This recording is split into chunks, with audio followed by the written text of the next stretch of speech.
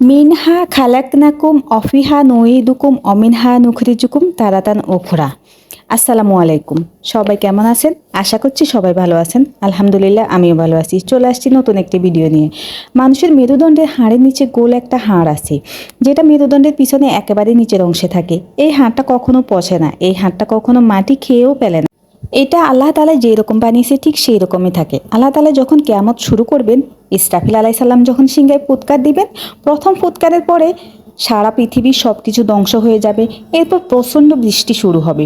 সেই প্রাণীগুলো ধ্বংস হয়েছে, যেই প্রাণীগুলো আল্লাহ তাআলা সৃষ্টি করেছেন। এই প্রাণীগুলো ধুয়ে মুছে একেবারে সাফ হয়ে যাবে পুরা পৃথিবীটা। যখন দুনিয়া পরিষ্কার হয়ে যাবে, তখন আবু হুরায়রা রাদিয়াল্লাহু তাআলা আনহা বলেছেন যে নবী পাক সাল্লাল্লাহু আলাইহি সাল্লাম বলেন, প্রথম ফুৎকার থেকে দ্বিতীয় ফুৎকারের মধ্যবর্তী সময় হবে 40। এখানে 40 ঘন্টা নাকি 40 মিনিট নাকি 40 দিন নাকি 40 বছর, এই কথা কেউ বলতে পারবে না, কারণ এটা নবীজি ক্লিয়ার করে বলেন নাই। তবে অনেক মুহাদ্দিসগণ বলে গেছেন যে প্রথম ফুৎকার থেকে দ্বিতীয় ফুৎকারের মাঝে যে ডিউরেশন থাকবে, তাতে হয়তো 40 বছর হওয়ার সম্ভাবনাটাই একটু বেশি।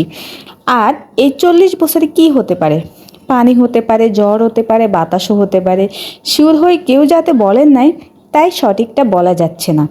এরপর দ্বিতীয়বার যখন সিংহায় ফুৎকার দেওয়া হবে, সঙ্গে সঙ্গে আল্লাহ তাআলা আমাদের যে হাড়টা থাকবে, সেই হাড়টাকে দিয়ে এই যে পানিটা আসার পর গোশত হবে, তারপর গোশতের মধ্যে রক্তের সঞ্চারণ দিবে।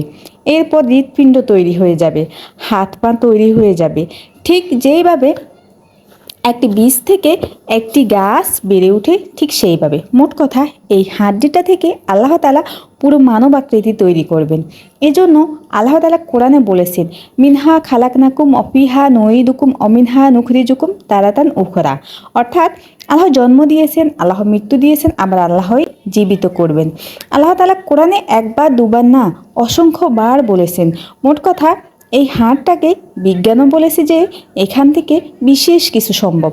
বিজ্ঞান এই হাড়টাকে নিয়ে অনেক গবেষণা করে দেখেছেন যে এই হাড়টার মধ্যে বিশেষ উপাদান থাকে, যেটা এটা দিয়ে পুনরায় নতুন কিছু করা সম্ভব হবে।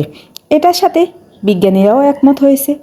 আসলে আল্লাহ তাআলা যে সুন্দর সিস্টেম, যে সুন্দর পরিবর্তন দিয়েছেন, এই সুন্দর সিস্টেমের বাইরে কেউ কোনো পরিবর্তন করতে পারবে না।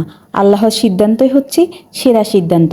আপনাকে আমাকে মাটি খেয়ে ফেলবে, আবার এই মাটি থেকে আল্লাহ তাআলা আপনাকে আমাকে সৃষ্টি করবে। এতে বিজ্ঞানও একমত, হাদিসও একমত, কোরআন তো একমত অবশ্যই। ভিডিওটি আপনাদের কাছে কেমন লাগছে তা কমেন্ট বক্সে জানাতে ভুলবেন না। আর যদি ভালো লাগে তাহলে লাইক, কমেন্টস আর শেয়ার করে আমার পাশে থাকবেন। সবাই ভালো থাকবেন। আসসালামু আলাইকুম।